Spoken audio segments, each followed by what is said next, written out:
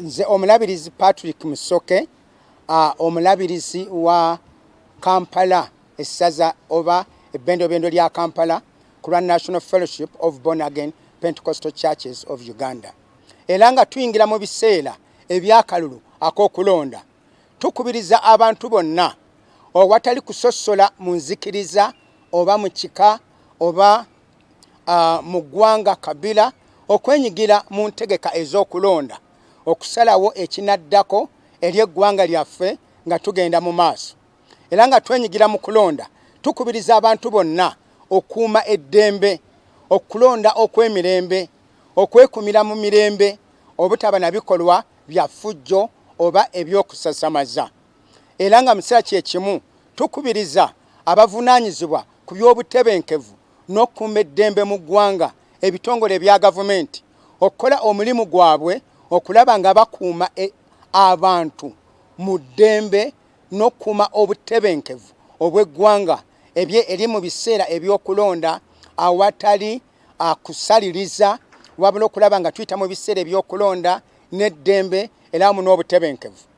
Mu kiseera kino nga si kyangu eri bonna, wabula nga tukubiriza mu kaseera kano ak'okulonda abantu okwewala ebintu ebisobola okubaawula oba okuleeta obukyayi oba enjawukana, wabula okwekuumira mu kwagalana n'okwagala n'okulaba nga tuzimba eggwanga lyaffe nga ligenda okugenda mu maaso.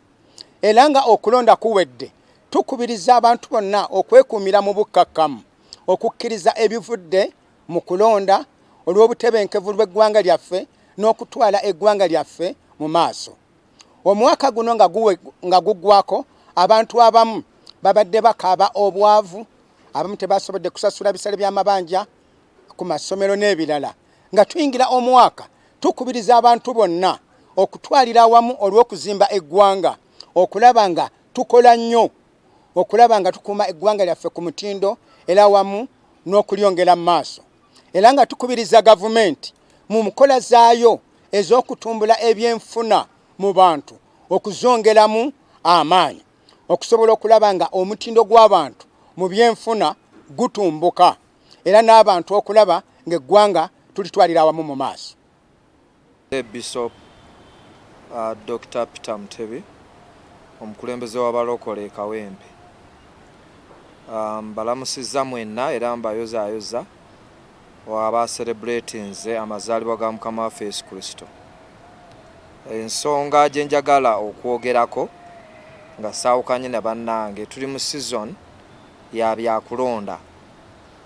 Okulonda kwe kusalawo ng'engero 18 bwe zoogera. N'olwekyo akalulu tusaanye okukawa ekitiibwa abakateekateeka akakiiko k'ebyokulonda okuteekateeka akalulu n'ekitiibwa kyako, gavumenti n'ebitongole by'ebyokwerinda okussa ekitiibwa mu prosesi y'akalulu, n'abeesimbyewo mu bibiina by'ebyobufuzi okuteeka ekitiibwa mu kulonda, kubanga kuno kwe kusalawo kwa bannayuganda kwe baba basalawo. N'ekyo tekusaanye kuzannyirwamu.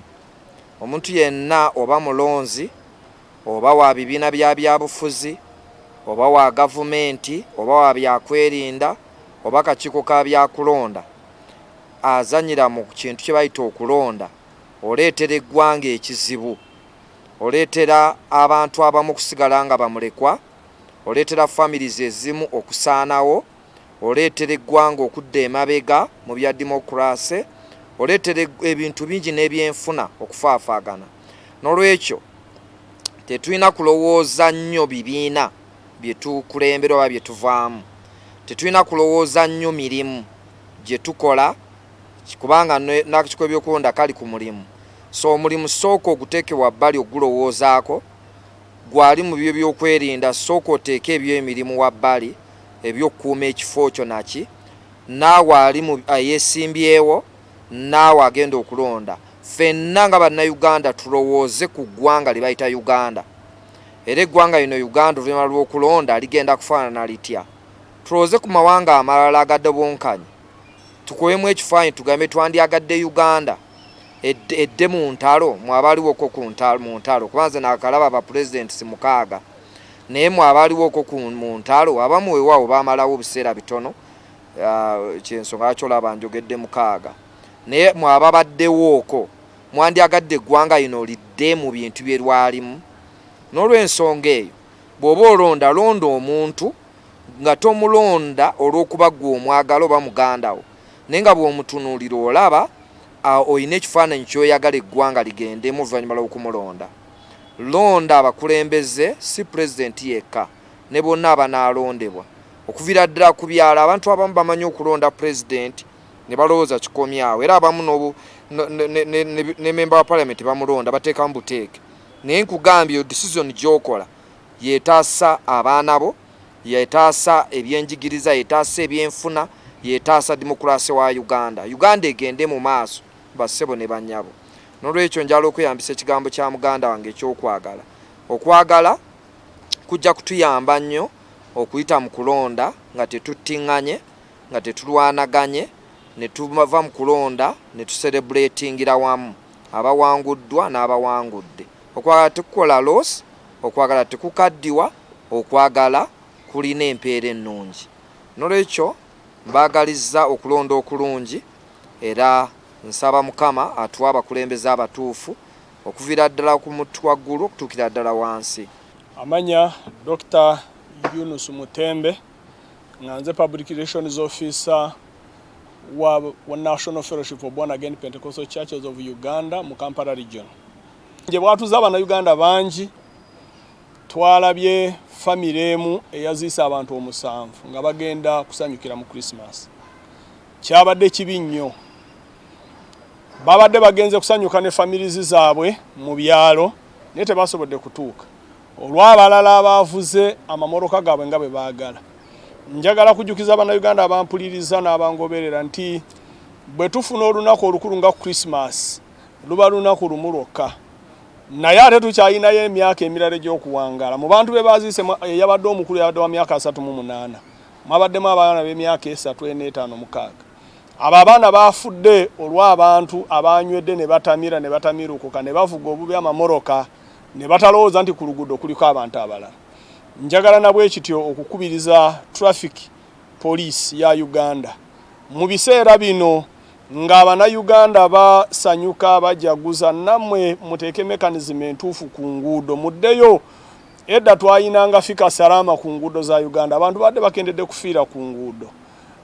Mubizeewo ekiba kyetaagisa then nkubiriza abana Uganda tukitegere nti ennaku enkulu zino ziba nnaku 2-3-4 naye ennaku 3-6 ziba zaffe za kubeerawo na kukola bitwongerako.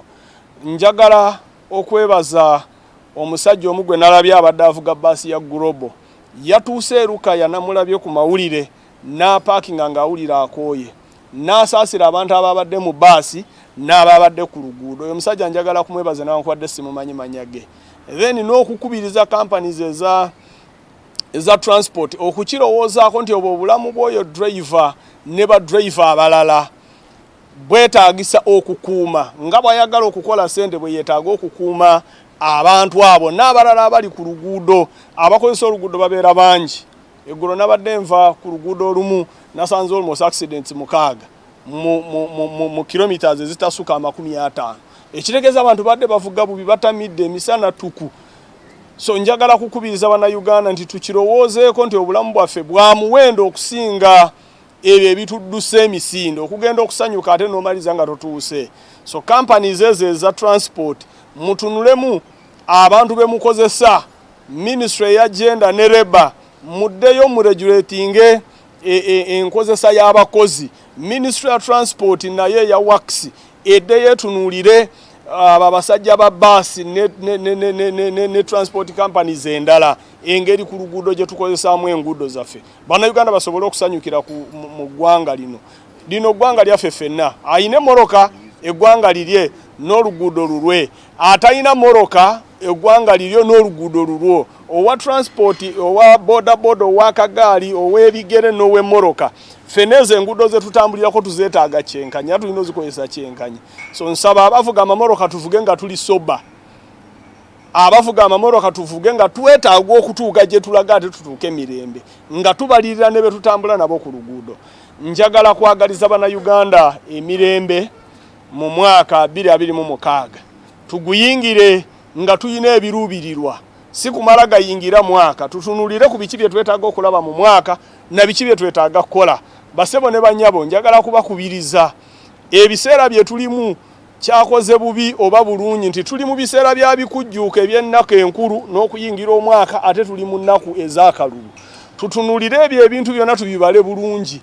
Uganda ejja kusigala nga Uganda, gwe ne bw'onooba ovuddewo Uganda yejja kusigala ng'etambula. Naye ekibuuzo kiri nti ogirese otya, n'abantu b'obadde owangala nabo ne bobadde olabire obalese otya. Njagala kubaagaliza omwaka ogw'emirembe, okulonda okulungi, okusanyuka n'okujaguza okwemirembe. Mukama abampeera omukisa. Abantu bokya ebipiira ne bakola effujjo ne banywa emyenge, kale tubakubiriza kubanga obulamu tebugulwa. Mukuume emirembe, gezaako okwefuga, weefuge kubanga bw'oba teweefuze obulamu bwo ne bufuna ekizibu, abantu be bajja okufuna emitawaana. So mugezeeko okwefuga, batabani baffe ne bawala baffe mugezeeko okwefuga. Ekya kye njagala okwogera n'okusimbako essira, omwaka nga guggwako tugenda yingira mu mwaka omulala. Essente nnyingi abantu ze boononedde mu bikujjuko. Njagala okusimba essira ku bantu okukola. Gavumenti ebwebanga ngagga nnyo, teriyo gavumenti esobola kuwa bantu ssente. Ssente bazikola bukozi, obugagga babukola bukozi. Omuntu okubeera obulungi akikolerera. Leka tuve mu bintu ebirala, tuteeke essira ku kukola. Bw'oba olina bizinesi yo giddukanye bulungi, gezaako okulaba nti ssente z'ofunye tozoonoona. Abantu bafuna ssente ne bazoonoona ate wayitawo ennaku 2 nga ssente taziina. Kati ssente z'ofunye gezaako okulaba nti ozikuuma bulungi kubanga omwaka guggwako, abaana bagenda kuddayo okusoma n'ebintu ebirala bingi ebyetaagise waka. So ssente z'ofunye zikuume bulungi, teeka essira ku kukola. Kola bizinesi oba ogikola, oba oyina n'okuwagira k'owagira, negezaako okubalansinga obudde bwo ku mirimu gy'okola kubanga weetaaga okubeera obulungi, obulamu bwo bukyagenda mu maaso. So ng'omulabirizi nkubiriza abantu, famire zaffe nkulu nnyo, abaana Katonda batuwadde tubavunaanyizibwako, gavumenti tesobola kulabirira abaana baffe. Gezaako nga bw'osobola okulabanga onoonya ssente, zinoonye mu mirembe, tereka ssente, famire yo esobole okubeera obulungi. Mbaagaliza omwaka omupya omulungi n'okulonda okw'essanyu. Mukama abawe omukisa.